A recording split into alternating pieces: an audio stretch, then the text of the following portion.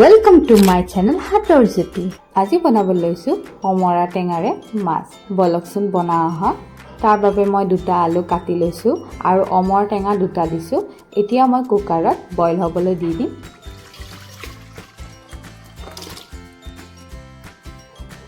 এচামুচ নিমখ দিম আৰু এতিয়া কুকাৰৰ ঢাকনি দি চিটি মাৰিবলৈ দিম। পিয়াজ, নহৰু আৰু আদা এটুকুৰা মই এৰুৱাই ললো। এতিয়া পেষ্ট বনাই লম আৰু এতিয়া কুকাৰৰ চিটি বাজিলে দুটা চিটি হ'বলৈ দিছো।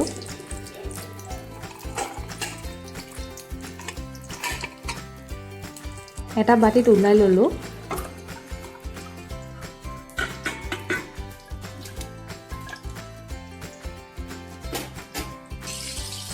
এতিয়া গোটেইখিনি গুৰি কৰি লম।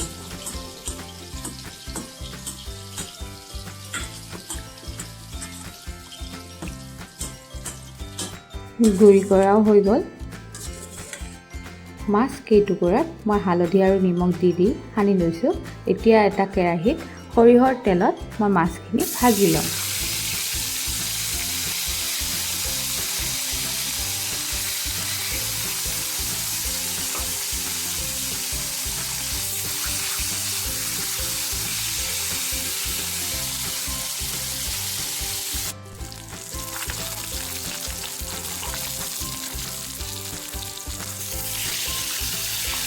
মাছ ভজা হৈ গ'ল।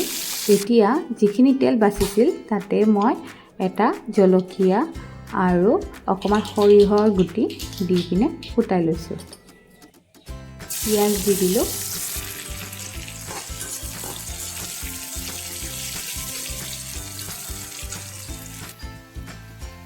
হাফ স্পুন মই ৰেড চিলি পাউডাৰ দিছোঁ।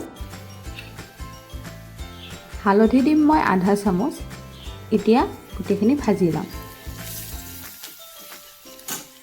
আদা নহৰুৰ পেষ্টখিনি দি দিম। জিৰা গুড়ি দিম এচামুচ। আলু আৰু অমৰ টেঙাৰ মিক্সখিনি দি দিম।